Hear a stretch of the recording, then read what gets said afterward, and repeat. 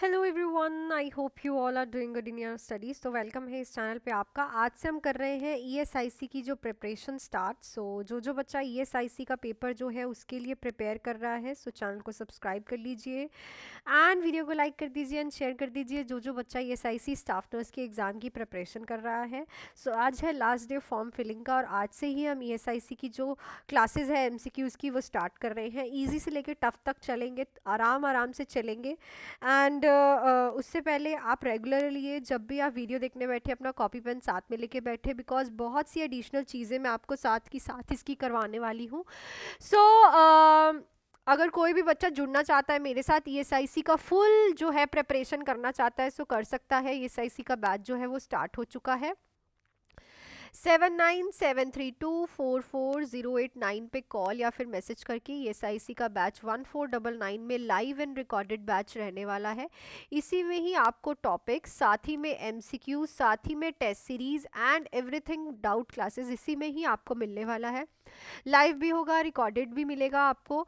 Number पे call या फिर मैसेज करके आप ईएसआईसी का बैच जो है मेरे साथ ज्वाइन कर सकते हैं विदाउट एनी डिले। हर एक सब्जेक्ट को हम कवर करेंगे इस बैच में। यहाँ पे यूट्यूब पे जो सीरीज स्टार्ट हो रही है उसके फर्स्ट क्वेश्चन पे हम चलते हैं। The type of hypersensitivity reaction due to IgE mediated histamine release is called. Hypersensitivity reaction है जो कि आईजीजी से होता है। जब हिस्टामिन रिलीज होता है उसको हम क्या कहते हैं? देखो, हाइपर सेंसिटिविटीज रिएक्शन क्या होते हैं, इनको हम बोलते हैं डीलेड हाइपर सेंसिटिविटी रिएक्शन। ठीक है, डीलेड हाइपर सेंसिटिविटी रिएक्शन। ठीक है, इसमें 4 टाइप की सेंसिटिविटी रिएक्शंस होते हैं, type 1, type 2, type 3 and type 4। Copy पे लिखते जाएं साथ साथ में। जो टाइप 1 होता है दैट इज आईजीई। ठीक है, जो टाइप 2 होता है दैट इज साइटोटॉक्सिक। ठीक है, बहुत इंपॉर्टेंट है, किसी से भी पूछ सकता है एग्जामिन। और टाइप 3 होता है इम्यूनो कॉम्प्लेक्स रिएक्शन। ठीक है, जो इम्यूनो कॉम्प्लेक्स रिएक्शंस होते हैं वो टाइप 3 हाइपर सेंसिटिविटी रिएक्शंस में आते हैं। और टाइप 4 जो होते हैं दैट इज डीलेड टाइप।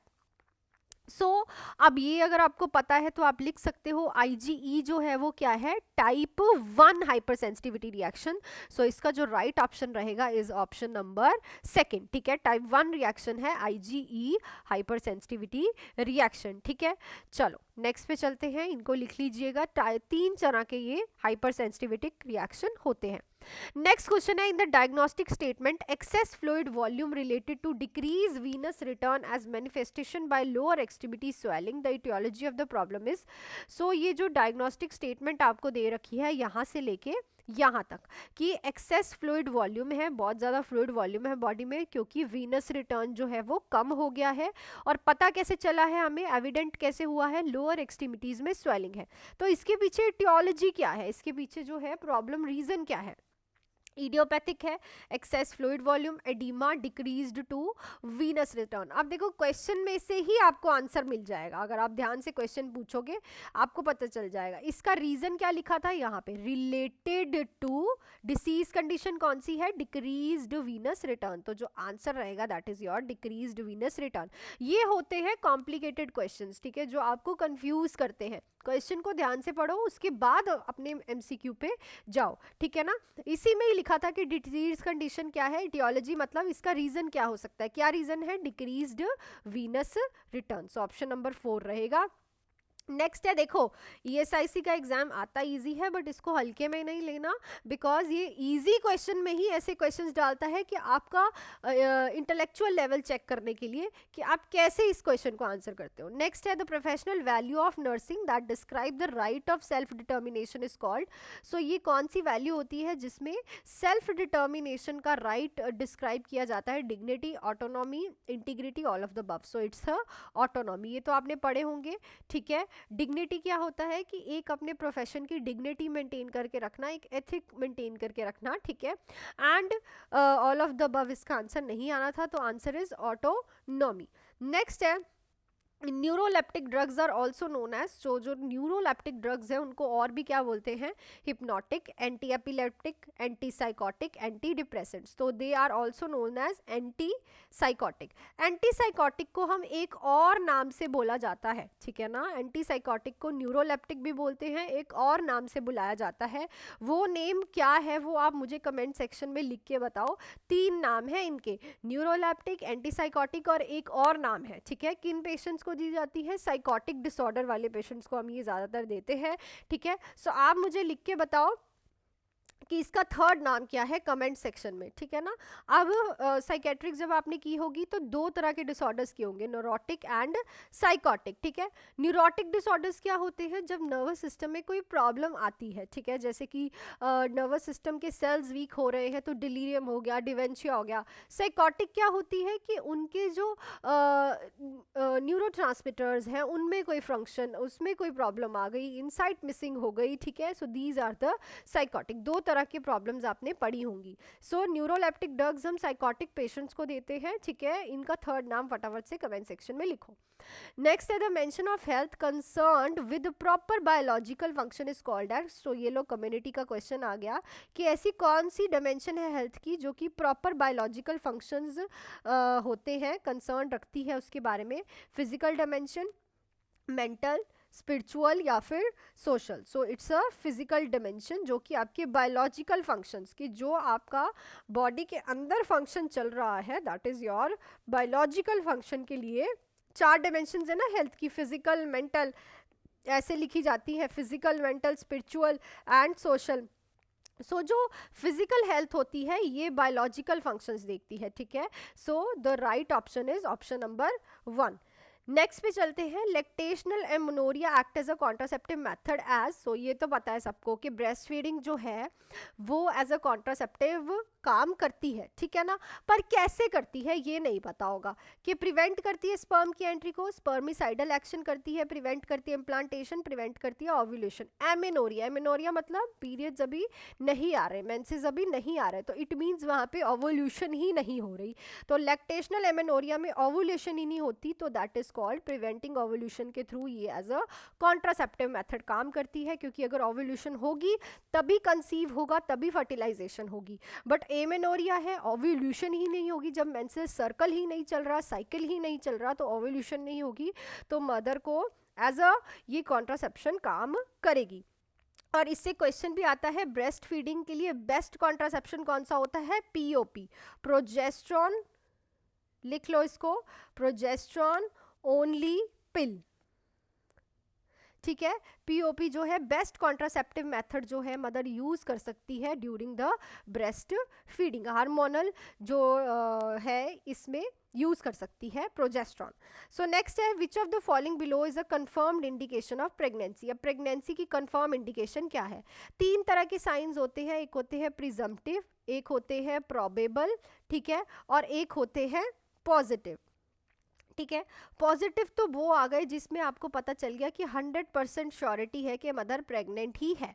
अब इन दोनों में आप डिफरेंस कैसे करोगे, प्रिजम्पटिव में आ रहा है एस, एस का मतलब सब्जेक्टिव, जो कि आपको सब्जेक्ट बताएगा, मतलब कि जो कि आपको पेशेंट बताएगा कि मुझे नोजिया हो रहा है, मुझे वॉमिटिंग आ रही है, ठीक है, मुझे पीरियड्स नहीं आ रहे, this is called presumptive science. Probable में आता है ओ, ऑब्जर्व मतलब ऑब्जेक्टिव, ऑब्जेक्टिव मतलब जो आप पेशेंट में ऑब्जर्व करोगे, ठीक है, जो आप पेशेंट की हार्ट बीट चेक करोगे, आप पेशेंट का बीपी चेक करोगे, आप पेशेंट का एचसीजी लेवल चेक करोगे यूरिन में, that is called objective sign, ठीक है। तीनों साइंस अब आपको कभी नहीं भूलने चाहिए, presumptive and probable and positive, ठीक है। पॉजिटिव में तो आप अल्ट्रासाउंड करा लोगे, फीटल हार्ट रेट चेक करोगे, ये सारे आ जाएंगे पॉजिटिव, 100% श्योरिटी हो जाएगी, ठीक है।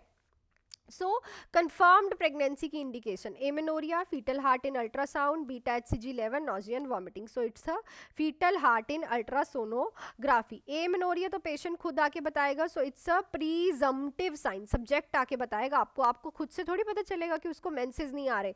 बीटा एचसीजी यूरिन कौन चेक करेगा, डॉक्टर या फिर नर्स, तो ये क्या आ जाएगा, probable sign, that is objective sign. Nausea and vomiting भी कौन बताएगा आपको, सब्जेक्ट, पेशेंट आके बताएगा, सो ये ऑल्सो आ जाएगा प्रिजम्पटिव साइन में। चलो नेक्स्ट में चलते हैं, interior fontanelle is closed by, so जो बच्चे का इंटीरियर फॉन्टेनल होता है वो क्लब क्लोज होता है, एक होता है पोस्टीरियर, एक होता है एंटीरियर, दोनों डिफरेंट डिफरेंट। आगे का जल्दी होता है, यहाँ पे लिख लेना, पीछे का जो पीछे का है वो जल्दी होता है, पीछे का फॉन्टेनल जो है वो जल्दी क्लोज होता है, और जो आगे का फॉन्टेनल है वो लेट क्लोज होता है, ठीक है। सो बर्थ पे 2 to 3 ईयर्स ऑफ एज पे, 2 months ऑफ एज पे, 9 से 18 months ऑफ एज पे, सो इट्स अ 9 से 18 months ऑफ एज पे। दोनों को आप कैसे याद कर सकते हो, देखो जो पोस्टीरियर वाला है वो 1 से 1.5 month में होता है, और जो एंटीरियर है वो 1 से 1.5 ईयर पे होता है, ठीक है ना। आगे वाला जो फॉन्टेनल है वो लेट बंद होता है साल में, ठीक है, 1 से 1.5 साल में, और जो पीछे वाला है 1 से 1.5 महीने में। सो आप इसको ऐसे याद कर सकते हो। नेक्स्ट है voluntary rejection of unacceptable thoughts और feeling from aware consciousness, awareness is called as. तो ऐसी कौन से थॉट्स होते हैं जो कि आप खुद से, आपके कॉन्शियस माइंड में है, उसको आप खुद ही सप्रेस कर देते हो, आपको वो, आप सोचते भी उस चीज़ के बारे में, आप खुद ही उसको दबा देते हो, या फिर कुछ काम करने लग जाते हो, या फिर कुछ और करने लग जाते हो, उसको हम क्या कहते हैं, suppression, substitution, sublimation, symbolisation. So it's a suppression, ठीक है। अब इसमें आप सब्लिमेशन को यूज़ कर रहे होगे, नहीं, सब्लिमेशन तो होता है कि आपको कोई चीज़ करनी है, जैसे कि एक बच्चा है उसको ब्रेस्ट फीडिंग करनी है बट वो कर नहीं रहा, इसलिए वो थम सकिंग कर रहा है, उसको अल्टरनेटिव। सब्सटीट्यूट क्या होता है, एक टीचर नहीं आई तो इसलिए आपने उसको दूसरी टीचर भेज दी क्लास में। सुप्रेशन होता है कि आप थॉट्स को ब्लॉक करते हो कॉन्शियस अवेयरनेस में, जैसे कि आपको एकदम से थॉट आया कि यहाँ पे भूत है, तो आप क्या करने लग गए, आपने लाइट जगाई, आप बुक पढ़ने लग गए, या फिर आप फोन चलाने लग गए, दैट्स कॉल्ड सुप्रेशन, मतलब कि अवेयरनेस में आप जो थॉट्स को बंद करते हो। नेक्स्ट क्वेश्चन है, which of the following, which of the below is not a sign of respiratory distress. तो इसमें से कौन सा साइन नहीं है रेस्पिरेटरी डिस्ट्रेस का, speaking complete sentence, nasal flaring, changing of posture to ease breathing, cyanosis. तो इट्स ऑब्वियस है, अगर वो प्रॉपरली बोल पा रहा है तो इट मीन्स उसको सांस लेने में कोई प्रॉब्लम नहीं है, क्योंकि अगर सांस लेने में प्रॉब्लम होगी तो वो सेंटेंस क्या, एक वर्ड भी प्रॉपरली मुंह से नहीं निकाल पाएगा। बाकी सारे तो रेस्पिरेटरी डिस्ट्रेस के क्या है, साइंस है ही है। So that's it for this video. कल भी सेम क्वेश्चंस प्रॉपर एक्सप्लेनेशन के साथ आपको कराने वाली हूँ, चैनल को सब्सक्राइब कर लो। और अगर आप ESIC की अभी भी मेरे साथ तैयारी करना चाहते हो तो आप जुड़ सकते हो मेरे साथ, इस नंबर पे कॉल या फिर मैसेज करके आप फटाफट से मेरे साथ बैच ज्वाइन कर सकते हो। लाइव एंड रिकॉर्डेड बैच रहने वाला है। नॉर्सेट की सीरीज़ भी मॉर्निंग में चलती हैं, उधर भी आप ज्वाइन कर सकते हो। और ये ESIC की सीरीज़ चल रही है, क्योंकि ESIC का पेपर कभी भी आपको आ सकता है, आज लास्ट डे है ESIC के फॉर्म फिलिंग की। सो लाइव एंड रिकॉर्डेड बैच रहने वाला है आपके पास, MCQs भी होंगे, टॉपिक्स भी होंगे इसमें बहुत सारे पढ़ने के लिए, जिसमें मैं खुद आपको टॉपिक वाइज कराने वाली हूँ लाइव, और सेम डे पे रिकॉर्डिंग भी आपको मिलेगी। टेस्ट सीरीज़ भी आपको इसी में ही मिलेंगी, साथ ही साथ आपको इसी में ही डाउट क्लासेस रहने वाली हैं। इस नंबर पे मैसेज करके आप ज्वाइन कर सकते हैं। 1499 का बैच रहने वाला है, और प्रॉपर क्लियर आउट मैं खुद से पढ़ाने वाली हूँ with proper explanation. So thank you so much, all the best, do hard work and make your parents proud. Till then मैं आपको कल की वीडियो में फिर से 10 क्वेश्चंस के साथ मिलती हूँ। All the best.